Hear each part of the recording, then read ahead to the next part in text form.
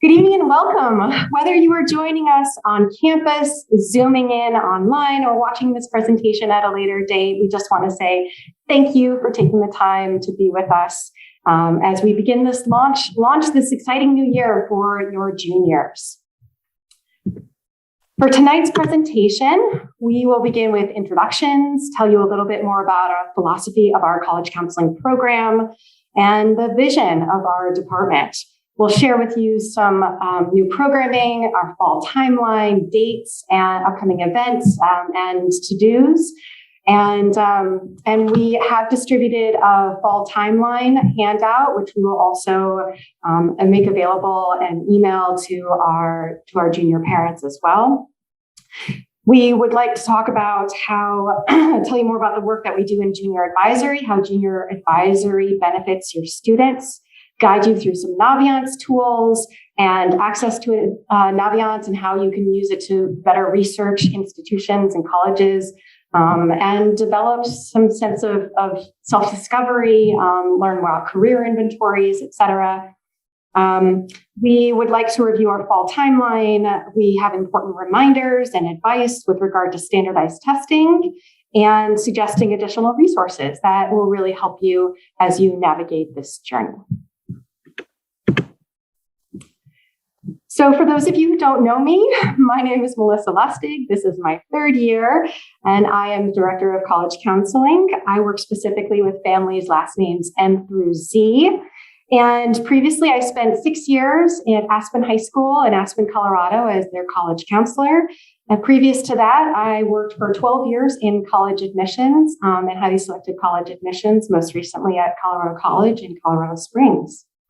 With the retirement of Mr. Michael Hallman, we have a new team member who joined us in July. And in fact, she is so passionate about the work that we do that she participated in our June boot camp for our rising seniors, even before her official start date. So our students could start getting to know her and develop a relationship with her.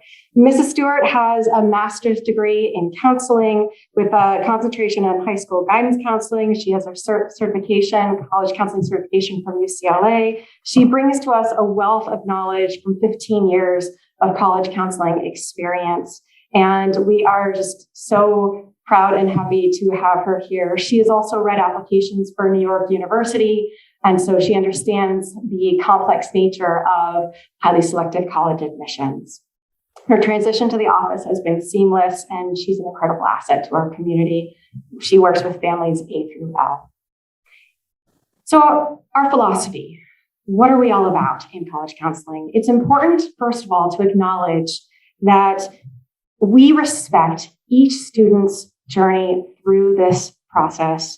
Each student's exploration of college and their timeline is unique to them and cannot be compared to what anyone else, any other student is doing. Every student travels their own path at their own pace, and we personalize our counseling accordingly. We are student-centered.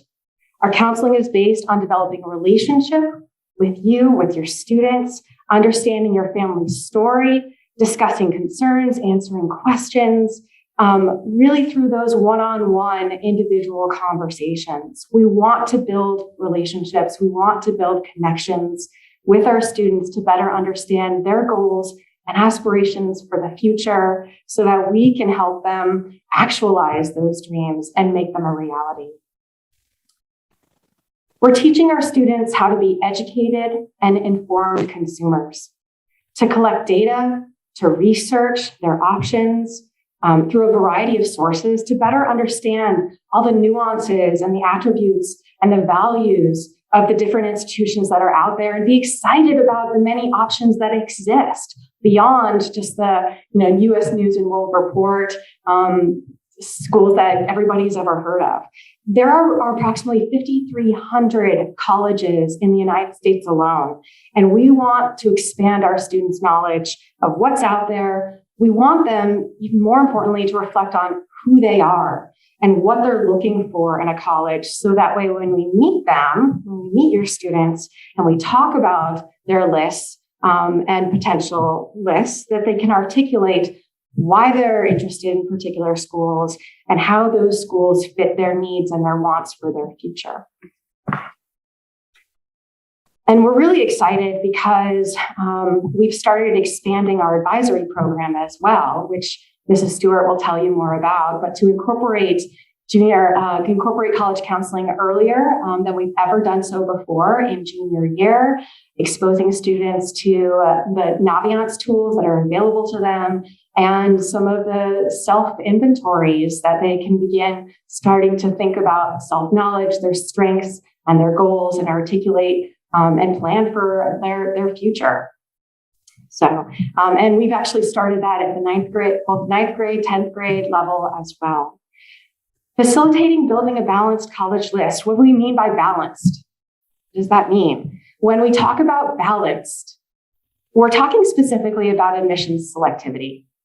And we want to ensure that all of our students have choices, that our students have a range of schools on their college list that they are applying to that consists of what we would call foundation schools. We try not to use the term safety schools, but because that can kind of have the negative connotation to them, and some colleges get offended by that, so we prefer to call them foundation schools. And then we want students to have possible schools on their list, right? Those overlap schools where a student falls within, just looking quantitatively at GPA and test scores and admission selectivity of the institution, they fall right within that mid 50%. It's not a sure thing, but it's not a dream reach school either. And then, of course, those reach institutions that on their list. So that way, and every school on a student's list needs to be an institution that a student is excited to attend. There should never be a student applying to a school just for the sake of seeing if they can get in, or without having done their research. We need to make sure that our students are realistic in assessing their chances for admission. And this comes down to doing your research. It's also really important to know your priorities. For example, if you're a student and you're a family where financial need and merit scholarships are going to be a significant influence on the college decision, we want to adjust and modify our counseling accordingly. We might, for example, recommend that you add more foundation schools to your list. Because if you are in the enrolled admissions, right, if you are significantly above their academic profile, you have a 3.8 GPA, and their average GPA of the students who enroll is about a 3.5, they're more likely to offer you merit scholarships, what we would call lure scholarships, to woo you to their institution. And so that way we can make the college decision much more affordable for you, if that's a factor for you. So again, really having that transparency and knowing what your priorities are is very important to us. Parents, you are our partners in this journey. We empower our students to take ownership of their futures. And our students look to you for support and encouragement. And comfort when they're feeling stressed out through this complex and ever-changing journey. It's really important to us that we meet with you to understand your values and your priorities. Your voice is very much important to us. And we want to make sure everyone's on the same page. Example, I met with a family of one of our seniors last night, and I printed off, in Naviance, I printed off the list of schools that our senior is anticipating applying to. And it was the first time that his parents had ever seen his college list. And after I presented the list to his parents, the parents said, well, I've never heard of these two schools. How did they end up on your list? Why are you applying to these two schools? Where did you even hear about these schools? Right? And so we want those conversations to happen earlier and earlier so that you can begin that dialogue. At the same time, I will say that high school is a bridge. It's a bridge from from adolescence to adulthood, right? From the moment your students enroll in high school, as they progress, we want to teach them and they need to learn how to lead. And parents, need to learn how to gradually let go at the same time. Let your child have the freedom to explore, discover their strengths, develop their college criteria based on their own desires and their needs. The teenage adult years are all about self-discovery. And in many ways, the students can't reflect on who they are, and they're constantly changing and evolving needs with that parental influence constantly asserting itself.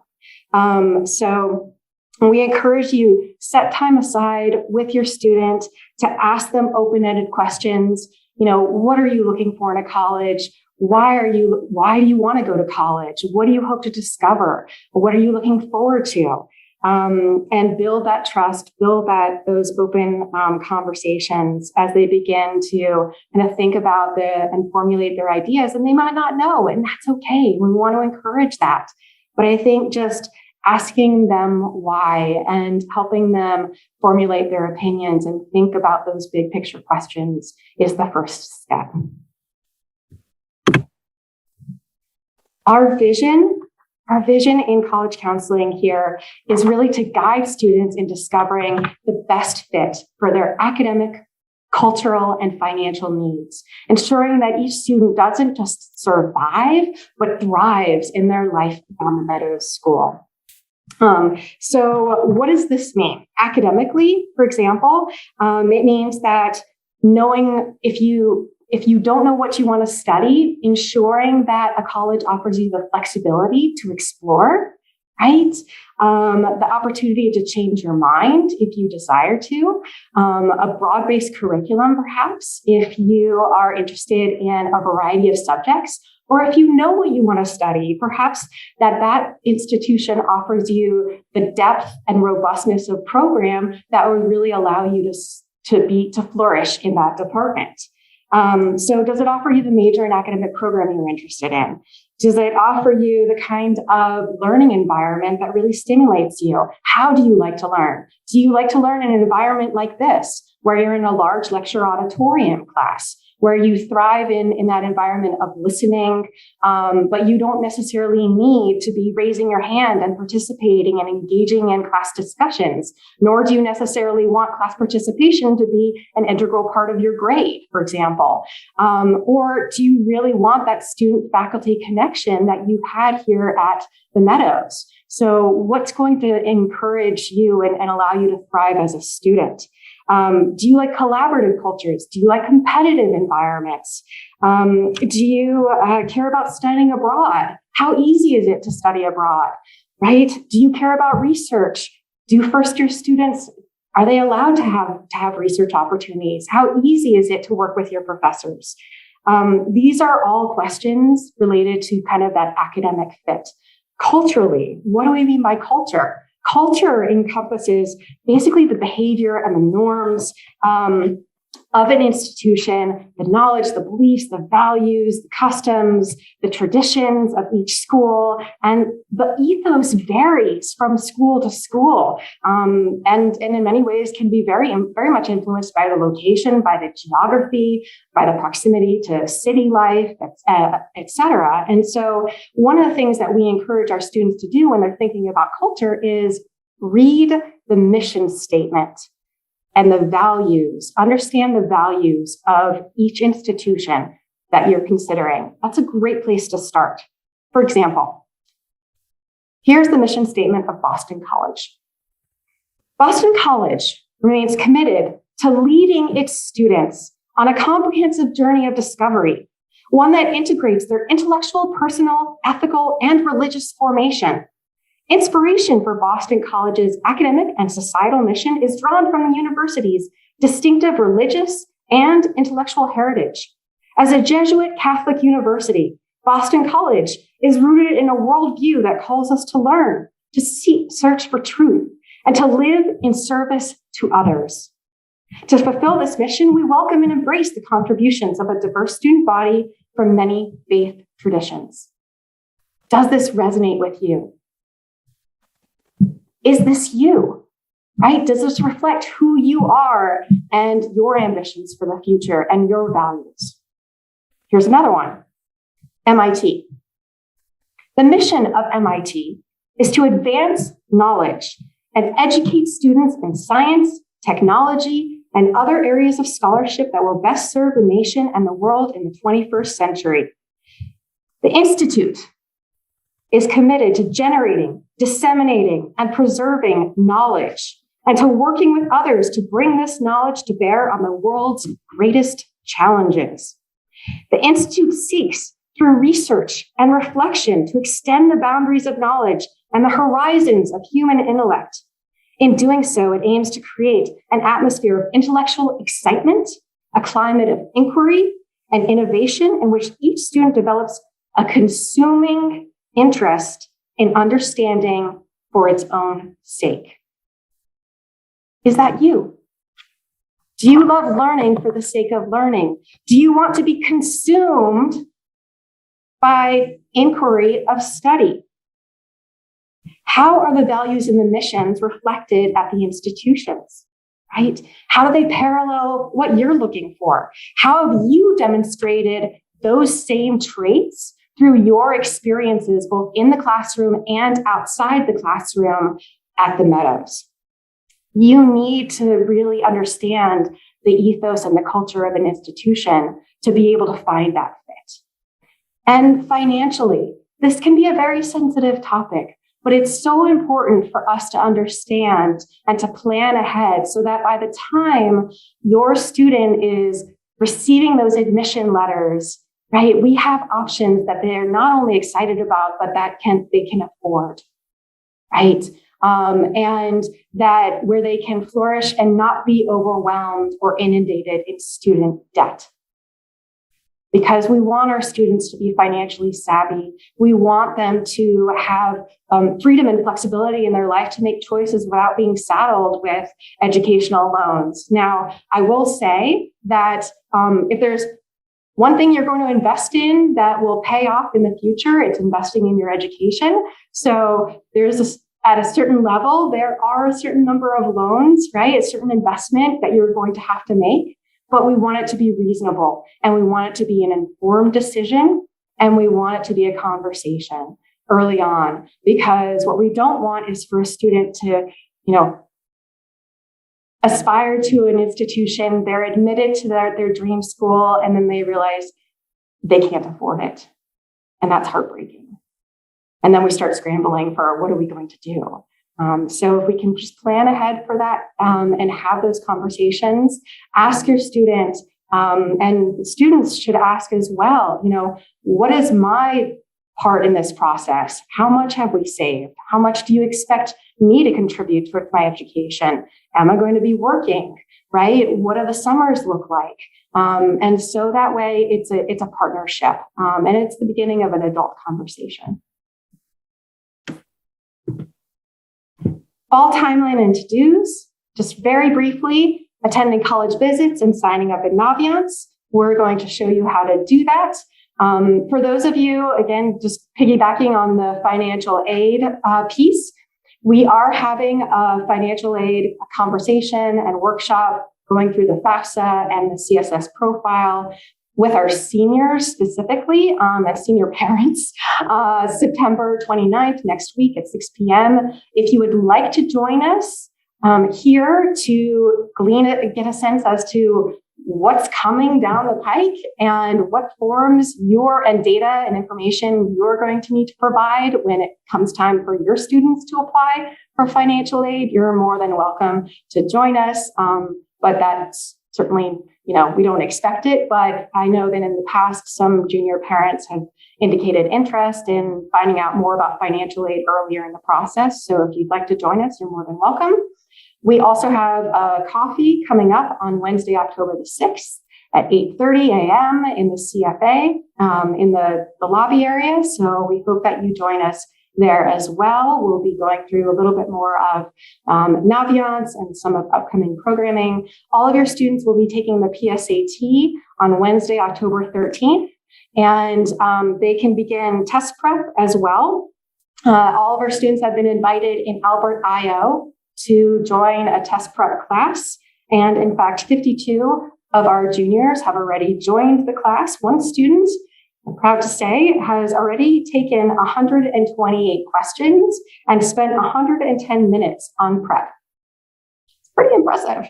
There are 15 students who have not joined yet. If you want to know who those 15 are, if you're afraid that your student is one of them, feel free to come up to me afterwards because I have the list.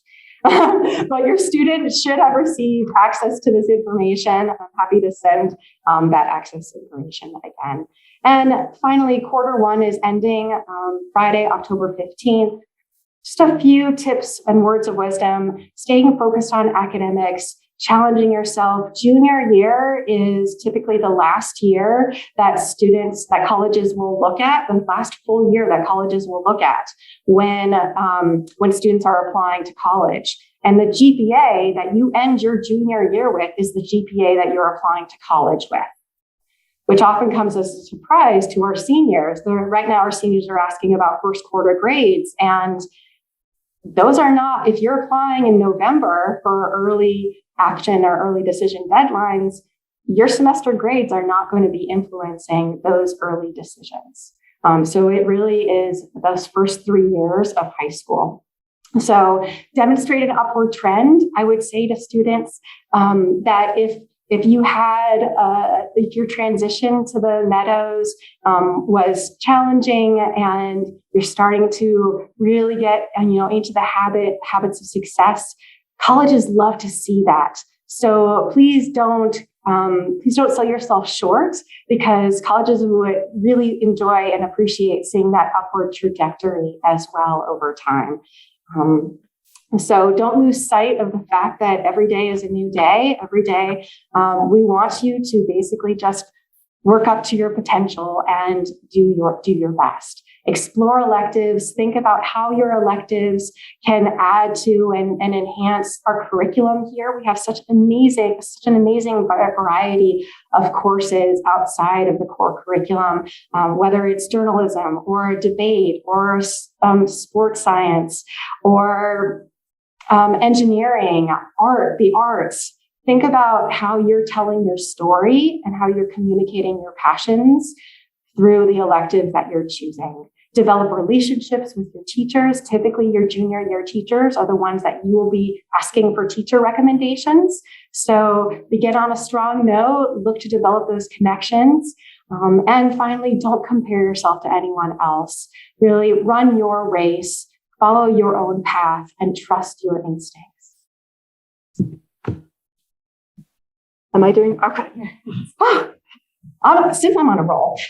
So a couple things that are coming up, October events. So we have, hopefully you've received an invitation to our college application case study program. We have 12 institutions, colleges that have RSVP to attend, including University of Chicago, Boston College, Lafayette, University of San Diego, Chapman, University of San Francisco, University of Denver, University of Richmond. So a wide variety of schools. And basically this is us pulling that back the curtain and showing you how colleges read applications.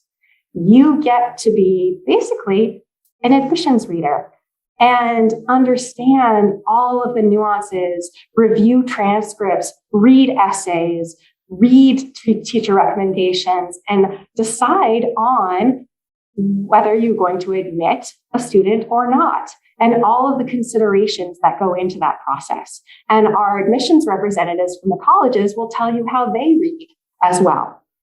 So we hope that you will join us. Begins at 5 a.m. Check-in begins at 5 a.m. here in the CFA. We'll begin with some introductions and words of advice, words of wisdom from our reps. And then we'll break off into classrooms. So individual classrooms over at the upper school so that you'll be able to work in some teams, basically little committee groups. And then we'll all rejoin in the common for a little mini college fair. So this is our inaugural program. We're very excited and we hope that you will join us. That same week, so that's on Sunday, October 24th. And that same week, you are invited to join any of these college fairs At our local schools, whether it's Bishop Gorman or Faith Lutheran, depending upon what's agreeable with your schedule, they have all said you're welcome to join them. We have over 100 colleges and universities attending and that are excited to meet you. Now is the time to begin developing those relationships with those college counselors, because typically those admission directors that are traveling this area, that are visiting the Meadows School, are going to be the first reader of your college application.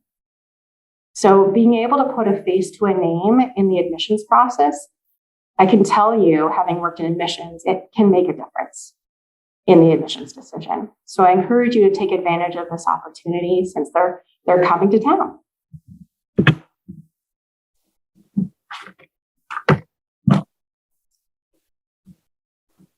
So just to follow on that for a brief second, the case study program is one of my absolute favorite activities that we do with students. So I have yet to talk to a parent or a student who has attended one of the events and has regretted spending the time. It really is an amazing opportunity to kind of function as an admission advisor, decide if you're going to admit, deny, or wait list. But what's really interesting is that you're functioning as part of a committee, and it's interesting and eye-opening to see how diverse the opinions can be about what the decision should be. So I think that if you have the time to attend, I don't think you will be disappointed. Tonight, I want to talk a little bit about junior advisory. Junior advisory is an amazing opportunity for college counseling to partner with advisory to help students as they start to kind of unpack this whole process of college exploration, college research, the application process, all of it. Oftentimes when we're talking to students, we find that they're starting to, their stress level is starting to amp up a little bit, right? And then as they get into the process a little bit further, the stress level goes a little higher and a little higher and a little higher. And our goal throughout the whole process is to help your students and to help you kind of understand really what's happening and to understand that the process is really, it's kind of linear. There's kind of a process that everybody walks through, and to actually take it in small bites. Because we find that as you start to unpack kind of what that's all about, if you can take it in small bites and accomplish some things along the way, your stress level starts to diminish. So that's our goal in junior advisory. Already we've done some lessons with the juniors, but it's really going to amp up in January. So in January, on Tuesdays and Thursdays, for the most part, every week, your students are going to have an opportunity to really get into this whole application process, the research and all that. You can see from the screenshot that there are a lot of different lessons that are attached to the videos that are on the screenshot, and they're all kind of sequential, and they're geared towards helping your student actually get some things accomplished while they're in school. So to give you an idea, each lesson comes with a video. So there's a video, and Ms. Lustig's done an excellent job of actually putting together a really robust program. Each lesson comes with a video and with a subsequent activity or a charge, if you will. So it might be early on in the process, we might be talking about college research. So now you're going to start to think about what colleges do you want to put on your list. There are thousands of colleges in the country. How are you going to start to figure it out? Are you only going to apply to schools that you've heard about in the past? Are there other schools out there that could be absolutely amazing fits for you, but you're not familiar with them? This is an opportunity for students to actually start to get connected with the idea of doing research as they put together a list of colleges that they're thinking about. So in advisory, we would do an activity, we would do a video that talks about college research, what kinds of things students should be looking for when they start to do their college research, and how to go about actually doing that research. And then in advisory, we give them time to do it. So on down the line, there's going to be lots of little, again, chunks of things that need to be done. We're going to walk them through it. We're going to talk them through it. So, down the process, we're going to talk about college applications, and we're going to talk about the common application. We're going to talk about how you actually create your common application. And then we're going to show them how to do it and give them time to do it. So when they walk out of advisory, they'll have their common application account already set and ready to go. The next activity might be talking about the college application Common App piece where, sorry, I should have mentioned that Common App application will be ready to go. The Common App piece, they've got a section for activities, and there are definitely some helpful tips that we can help your students with in terms of filling out that activity list to help them to shine to the best of their ability. Again, we're going to give them that information. We're going to give them time in advisory to accomplish that. The goal of this is at the end of the semester for students to head into the summer into their senior year, looking back and seeing that they've already accomplished a lot of tasks that they needed to accomplish anyway. They were able to get it accomplished in advisory, and they've got a pretty good idea about what they need to do during the summer heading into their senior year. So can't say enough about, what a great gift it is for us to have this time with them and for them to have time to actually literally physically be doing the work in advisory. So we want to really encourage students to take advantage of that time and really encourage parents to partner with their students as we are partnering with your students. So once a week, maybe checking in with your student and saying, hey, what did you do in advisory today? Maybe they were working on college essay brainstorming. And that's something that you might be able to help them with. You've known them since they were born, and you've got a different perspective on some of the things that may have happened to them. There might be a great college essay in there. Check with them. Are they doing college research? How can you help them with that? You don't want to be the parent that's surprised by the colleges that are on your students' list, I'm guessing. So ask the question and partner with them as they kind of start this journey. So that was a lot of information on junior advisory, but I can't say enough about the program. We are very fortunate here at the Meadows to be able to have time in advisory to work with students on their college piece. And we are really thankful for that. And so want to encourage them to really take advantage of that. So the next thing that I'm going to talk about is Naviance. When you came in, there were some cards on the table, and you should have had a card on the table unless you've already registered in Naviance. If you didn't pick up your card, or if you're listening via Zoom, we will get your cards to our Zoom listeners through their students in advisory in the next week or two. If you haven't picked up your card tonight, check the table on your way out. Go ahead and pick up that card. What it does is it actually will tell you how to log in to your student's Naviance account. So it's not your account. It is connected to your student's account. And it gives you an opportunity to kind of see what's happening in your student's world as it relates to the college piece. We're going to go into Naviance actually in just a minute, and I'm going to show you kind of in real time what that looks like. But it gives you an opportunity to see what colleges, is your student thinking about? What colleges are they applying? Did they decide to apply to? What kind of assessments have they taken? You can't do any of those pieces yourself. Only your students can do that. But you can do college research. You can take a look at the college search tool. So there's a lot of things that you can do interactively, some things you can't do interactively, but there are things that you can actually do with your student as they are doing it. So I'm going to actually navigate over to my Naviance account and see if I can.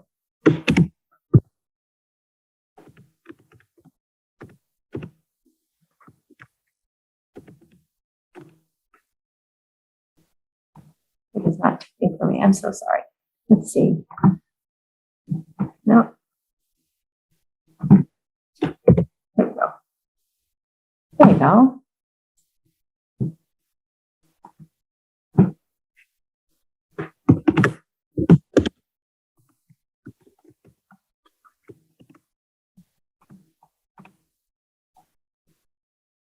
Okay, so this is actually a student account. I created a student account.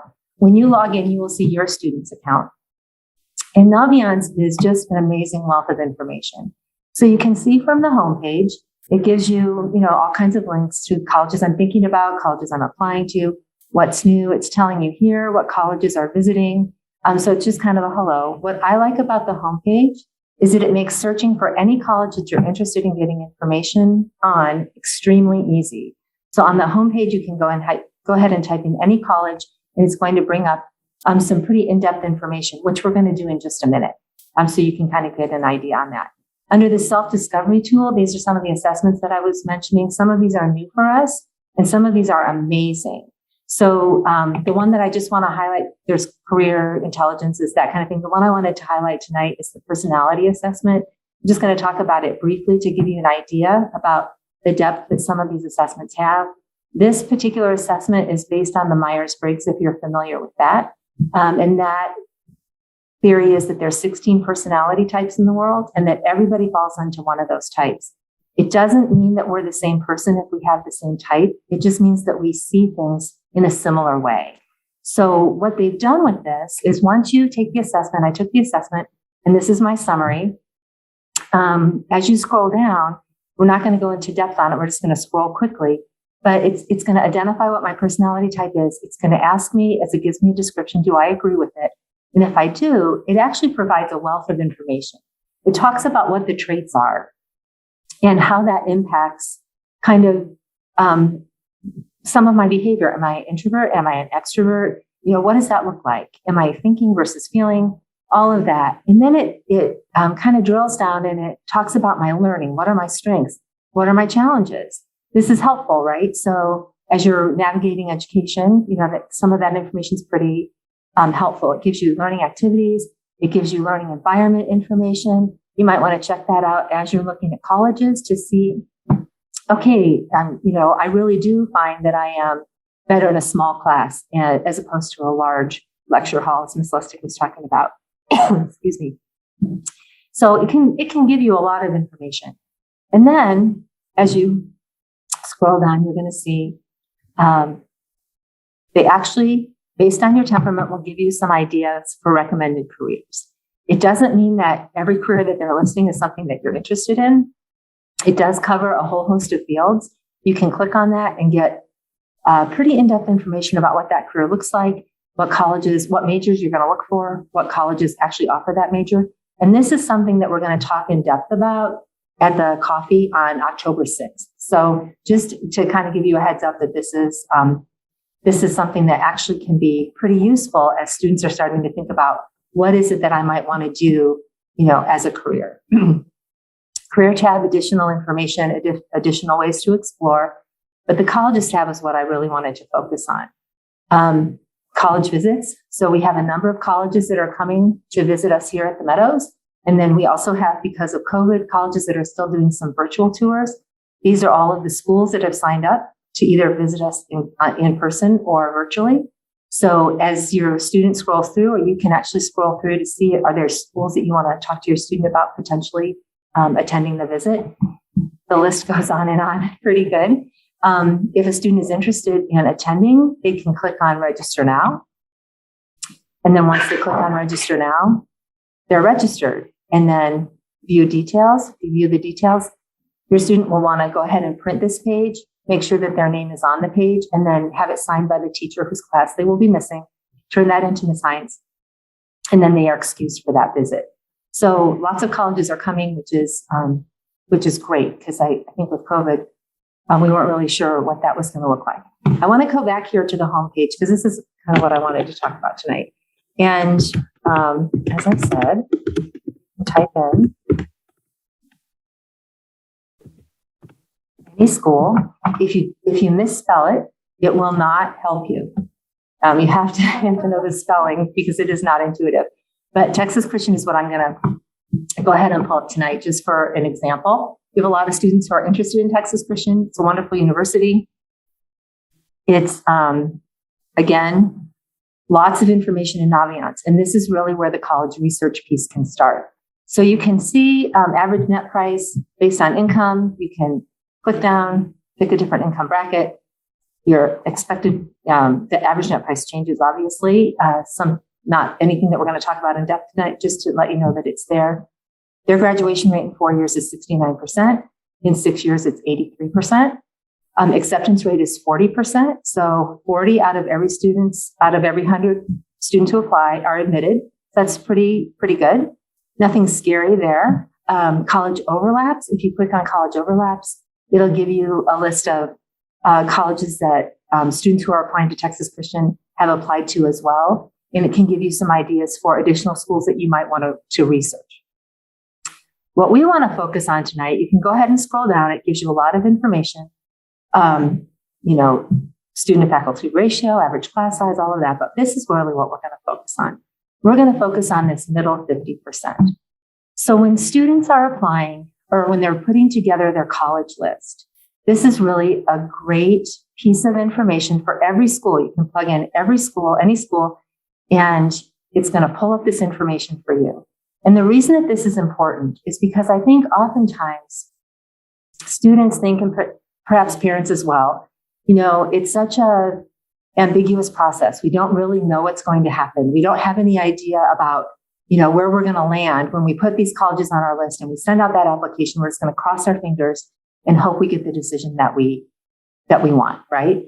But actually, colleges aren't that mysterious. Colleges are actually transparent in some regard if you're not looking at a highly selective institution, which the majority of colleges are not highly selective, right? Highly selective is 30% admit rate or lower, and most selective are under 10%.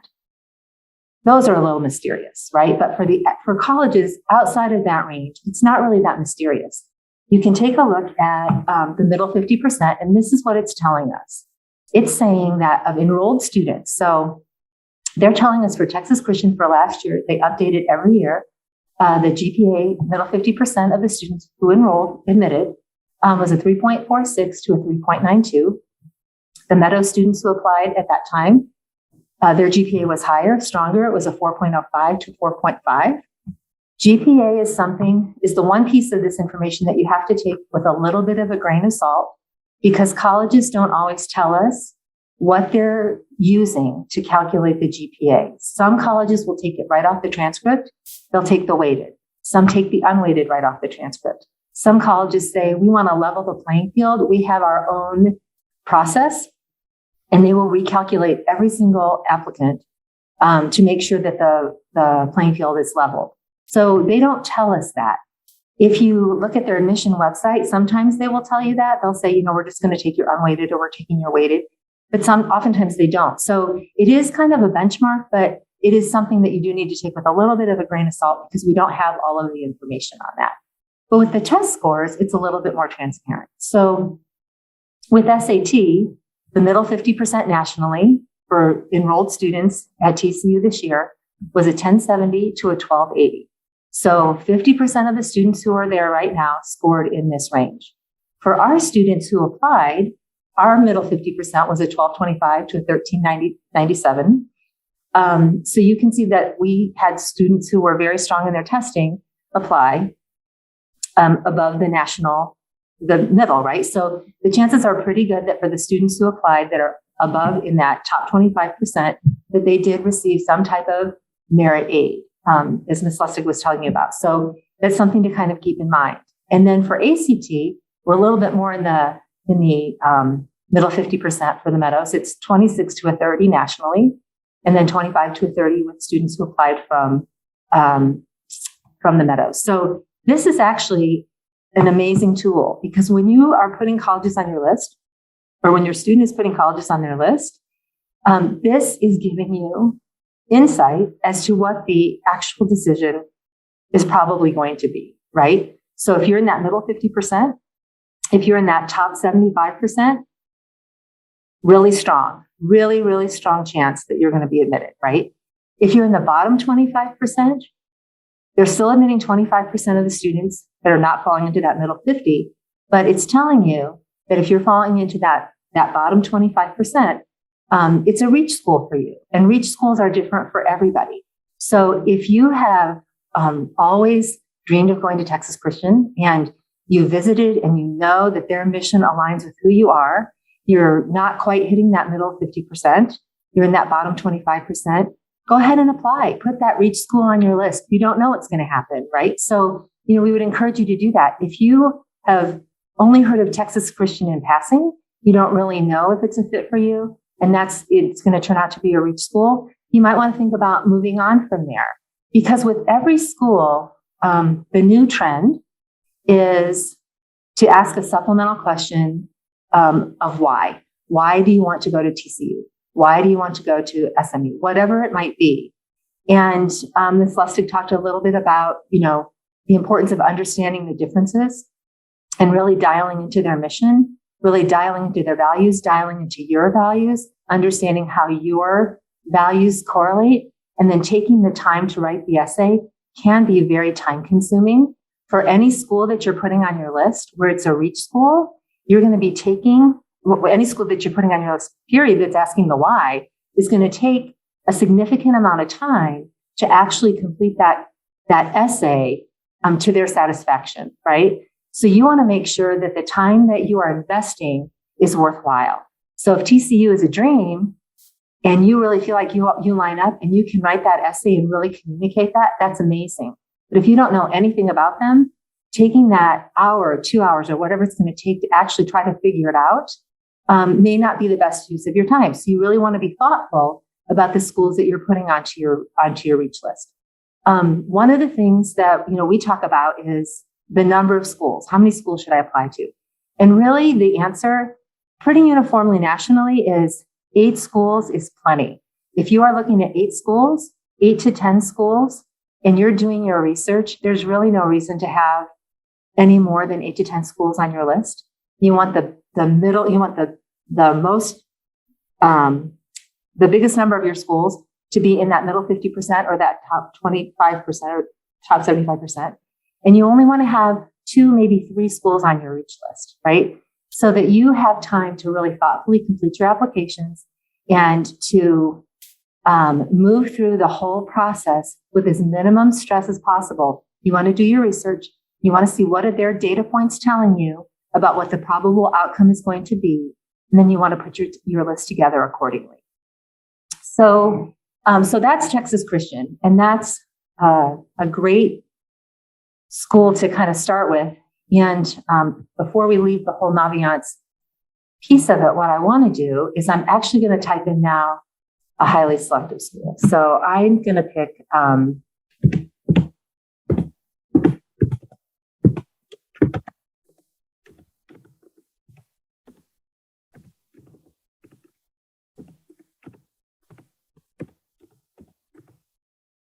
now, if I picked Harvard, I'd be done by now, but I didn't. So I'm going to go ahead and click on University of Southern California. I'm going to go ahead and click on that, and you're going to see you're going to get the exact same information from the University of Southern California, except that it looks a little different. So here we're looking at their acceptance rate of 12%. So now instead of accepting 40 students out of every 100, they're accepting 12 students out of every 100. So the odds of admission have just gone down, right? So you want to be aware of what the percentage is. If you are looking at a highly selective school, which is 30% or less, or you're looking at a most selective, which is 15% or less, or close to that 10% or less mark, you want to really be thoughtful, again, about what that looks like. Because as we scroll down, and we're going to look at their middle 50%, and here you can see they are giving us a GPA, but we're going to skip over that because we know that there's a caveat. We're going to look at SATs. Their middle 50% was a 1280 to a 1500. Nationally, the ACT was a 30 to a 34 nationally. So even if you're checking those boxes, even if you've got a 35 and you've taken a very rigorous curriculum, you've checked all the boxes in terms of extracurriculars, you've taken on leadership roles, you've done all of the things that have made you a very highly competitive student for this college, it's still a reach school for you. So when you're getting into that selective or mostly selective, it doesn't really matter what the profile is because it's going to be a reach school for you. And when you're looking at a school like this, if you're not in that middle 50% or on the upper end of that middle 50%, that is the first piece that they look at when they decide to move forward with your application. They want to know that you are strong academically and that you are capable of being successful at their school. So when you're looking at those very selective schools and you want to add it to your list, I would encourage you to add it to your list if you are at least hitting those data points. You're at least in that academic realm. The piece that is mysterious, and this is where the mystery comes in, is the whole idea of who are they admitting that's outside of that 25%, or who are they admitting at all? And a lot of it will come down to institutional priorities. So an institutional priority is a priority for admission that the powers that be have determined. So it could be development, it could be the provost, somebody from higher up, somebody bigger than admissions is kind of taking a temperature of the campus. They're seeing what are the campus needs, and they're instituting these institutional priorities in terms of how they're looking for applicants. So you don't know what it's going to be. So, let's say that you're a highly competitive student. They've narrowed down the pool. They've narrowed it down to, 10,000 students, and they're going to admit 3,000 of those students. All of the students check all of the boxes. The next piece that they're going to look at is, why USC? Did you do your homework? Can you match up with them with their mission and their values? Have you expressed how well you would integrate into that campus? So let's say we're going to take another 1,000 students off the list. We're still only looking at, very few spots for more candidates than they have. So now they're going to look at their institutional priorities. And their institutional priority could be something like, who owns an elephant, right? So now the admissions people are going to divide up their applications, and they're going to start sifting through, because the powers that be have decided that they want kids on campus who own an elephant, right? So does this student hit that institutional priority? Obviously, it's not going to be who owns an elephant, but there are so many different ways that they slice up that pie. If you're applying to a highly selective engineering school, or if you're applying to a highly selective college where it's known for medicine and research, if you're a French major and they're trying to shore up their French department, that could be a match for you, right? You just don't know what they're looking for. And so you want to make sure that the number of schools on your list that are highly selective is not your whole list. You want to make sure that you've got some really solid possibilities in that under 30% admit rate. So that is all I have to say about Naviance, but it actually is a really helpful research tool. I really encourage you to encourage your students to get into that, and then also for you to get into that, start checking it out. If you've got colleges on your mind about where you think your students might be interested, take a look to see what is that going to look like. So I'm going the wrong way. Here we go. The last thing I'm going to talk tonight a little bit about is the idea of standardized testing. And again, PSAT is October 13th. Very important for juniors, because this is the qualifying piece for a national merit. National merit, if you're a national merit finalist, there can be scholarships attached to that. Colleges are very interested in national merit finalists. They like, boosting up their numbers of the national merit finalists that they admit. So that can be a positive thing in an application. So you just want to make sure to encourage students, you want to make sure that you do the best job that you can on the test. And parents, you want to make sure that you're encouraging your students. Because I know that, up until this point, it's kind of been a practice, and it still is a practice for the SAT, but there are some ramifications for it. So you do want to do the best job that you can. We've already talked about the test prep. As you're moving forward, taking the standardized testing for college admissions, the ACT and the SAT, we encourage you to take both. Students test differently on different tests. Some students are stronger on the SAT, some are stronger on the ACT. We encourage you to take each one once, see what feels the best for you, and then take a look to see where might you want to retest. And we are happy to meet with students about talking that through. And then you want to give yourself time to get the score that you want. So if typically students will start testing in the spring of their junior year. Some students have already taken a test, which is great. But you want to start testing not early spring, but in the spring of your junior year, so that you've got several opportunities to move forward. Statistics show that if you take the test and then you retake the test without doing any test prep, the chances of your score changing in any significant way are pretty slim. So if you take the test and you're going to retest, you want to make sure that you're making that retest count by doing some test prep along with that. So on that note, I am going to turn it back to Ms. Lustig.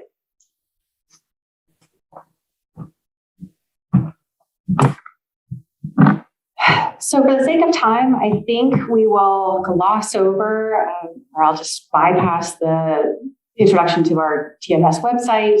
We will introduce this in greater depth during our coffee. We just encourage you to peruse it, It offers a wealth of information, everything from a list of financial aid, scholarship information, as well as newsletters, our videos, etc. So please take advantage of that. Helpful resources. I think that as you can progress through this process, there are some great tools that will be of help to you, one of which is the Fisk Guide to Colleges that we can't recommend enough. I refer to it as the Green Bible because it is very accurate portrayal of the institution. It is based on anecdotal information gleaned through interviews and conversations with students and faculty, and it's updated every year. It's very easy to digest. I absolutely love it, cannot recommend it enough. The best 385 colleges, Princeton Review. Please note, this is just one perspective, and but I love the way that they kind of outline each institution based on academics, student life, admissions. Again, very kind of almost bullet point in their formatting, and it's not just the top 50, top 100. There's going to be schools in this book that you've never heard of and might be excited about. Colleges That Change Lives is a book that was published by Lauren Pope, who's the former New York Times editor of the education section. He traveled around the country, visited hundreds of colleges, and selected 40 schools that he believes truly transform students, that are geared towards the holistic, the nurturing and holistic kind of development of students and their potential for success. So many students have never heard of these schools. I myself worked at one of these schools, and I can tell you that it's a game changer. College Solution by I think Lynn O'Shaughnessy is the nuts and bolts of everything you ever wanted to know about admissions and financial aid. Who gets financial aid and why? What does the transcript have to do with the admissions process? So, and again, chapters are incredibly just easy to digest. I just think it's the most comprehensive book out there to give you an idea of the college admissions and financial aid process. And College Match has some just great tools and questionnaires to help guide your student into discovering that fit and match for college that they're looking at. And finally, we just wanted to conclude with some words of wisdom from experts, from people who we seek for guidance. College is a match to be made, not a prize to be won. When you think about your goals and your aspirations, thinking about not necessarily gravitating towards schools that you've heard about that are the perceived prestige of an institution and what that might mean based on someone else's criteria. It really comes down to your needs and what's going to allow you to thrive and making that match accordingly. Great educations aren't passive experiences, they're active ones. So being an engaged participant, being a consumer, being someone who takes advantage of everything that a college has to offer, rather than just expecting a college to offer you a great education, you go after it and you make the most of it. The college search is a game of matchmaking, but the main impact will be measured by what you learn about yourself. You'll be pushed as never before to show your accomplishments, clarify your interests, and chart a course for the future. I think this could be one of the most challenging parts of the college admissions process for students, and it's the showing your accomplishments. Many of our students, I think, are reserved about or reluctant to toot their own horn, so to speak, and showcase their accomplishments and acknowledge what they've achieved. They don't want to come across as arrogant or pretentious or presumptuous. But here's the thing: if you don't tell them, they won't know. So you need to be your best advocate in this admissions process. And you need to communicate with us about your story and your accomplishments so that we can highlight and showcase who you are and what you have to contribute to a college. Right? The best college is one that will challenge you appropriately, open your eyes to new ways of thinking, help you develop and broaden your talents as you take your place in the world ahead.